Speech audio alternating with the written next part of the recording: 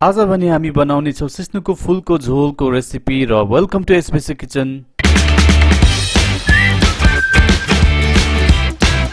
सबैभन्दा पहिला सिस्नुको झोल बनाउनका लागि हामीलाई सिस्नुको फूल चाहिन्छ र यो सिजनल हो। सिजनको बेलामा तपाईहरुले भरपूर मात्रामा बजारमा उपलब्ध पाउनुहुन्छ यसलाई है। यहाँ हेर्नुहोस् मैले ट्रेमा स्प्रेड गरेर राखिसकेको छु र जब तपाईले यो सिस्नुको फूल केलाउनुहुन्छ बी केयरफुल, यसमा काँडा हुन्छ, तपाईको हात पनि खोज्न सक्छ है। र मैले यसलाई अलिकति फिजाएर राखिसकेको छु। हेर्नुहोस् सिस्नु एकदमै राम्रो क्वालिटीको छ र सबैभन्दा पहिलो यसलाई पकाउनु भन्दा अगाडि हामीले ग्यासमा पानी बसाउनु पर्छ र मेन यस सिस्नुको झोल पानीमा नै पाक्ने गर्छ। त्यसैले गर्दा मैले यहाँनिर भरपूर मात्रामा पानी टिकाइसकेको छु र यसलाई बोइल हुनुको लागि छोडिदिन्छु। र अब भने मसलातर्फ जाऊ है। मसलामा मैले यहाँनिर लसुनलाई कुचाएर राखेको छु।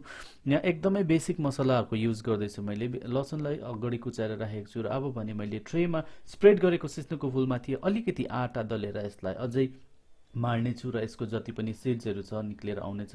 र हेर्नुहोस् त पानी पनि बोइल हुन थाल्यो है। अब पानी बोइल हुनको साथसाथमा अब हाम्रो पकाउनेको तर्फ पनि हामी जाउँ, किनभने मेन हाम्रो पर्पज नै त्यो हो। र अब यहाँ मैले सिस्नुको फूललाई यस बोइल हुँदै गरेको पानीमा हाल्दै छु है। मैले यस सिस्नुलाई मजाले केलाएर राखेको हो र तपाईले पनि यसरी मजाले केलाएर राख्नुपर्छ, किनभने यो जंगली फूल हो, त्यसैले गर्दा किराहरू पनि हुन सक्छ। त्यसैले राम्रो ध्यान दिएर यसलाई हेर्नु होला। र मैले हालेको पानीमा यो सिस्नु अब मजाले बोइल हुन थाल्यो। हेर्नुहोस् मैले तपाईलाई फास्ट फरवर्ड गरेर देखाउँदै छु र म्याक्सिमम तपाईलाई 20 मिनेट्स लाग्छ यो पकाउनुमा। र अब भने मैले नुन स्वाद अनुसार हाल्दै छु। कतिपय मानिसहरुलाई सिस्नु गाढा मन पर्छ, तर मलाई चाहिँ सिस्नुको झोल पातला मन पर्ने हुनाले मैले पातला खालको झोल बनाउँदै छु है। र यसलाई मजाले छोपेर बोइल हुन दिनुहोस्। र हेर्नुहोस् बोइल हुनको साथसाथमा यो सिस्नु एकदमै मजाले पाक्दैछ है। एकदमै यसको फिज पुरा आउँछ। त्यसैले गर्दा तपाईले ज्यादा बोइल छोपेर नगर्नु होला, किनभने त्यो सबै पानी बाहिर निस्कन सक्छ। र हेर्नुहोस् मजाले बोइल भयो र टाइम टु टाइम तपाईले यस्तो छोप्दै हटाउँदै पकाउन सक्नुहुन्छ। र अब भने हाम्रो सिस्नु अलमोस्ट पाक्नु आँटेको छ। हेर्नुहोस् मजाले यसलाई घरिघरि तपाईले हलाउनु पर्छ, यसलाई चलाउनु पर्छ। यस्तो गर्नुभयो भने तपाईको सिस्नु अब डढ्दैन मुनि फेदमा।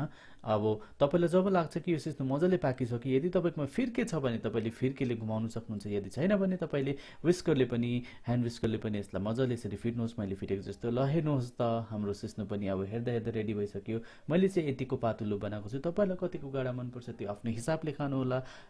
अनि यदि तपाईलाई भिडियो मन पर्यो भने तपाईलाई यादै छ भिडियोलाई के गर्नुपर्छ, like comment share and subscribe पनि गरिदिनु होला। हवस् त फेरि भेटौँला एउटा नयाँ भिडियोको साथमा आउने दिनहरुमा। त्यतिन्जेलसम्म तपाईहरु स्वस्थ रहनुहोस्, खुसी रहनुहोस्। Till then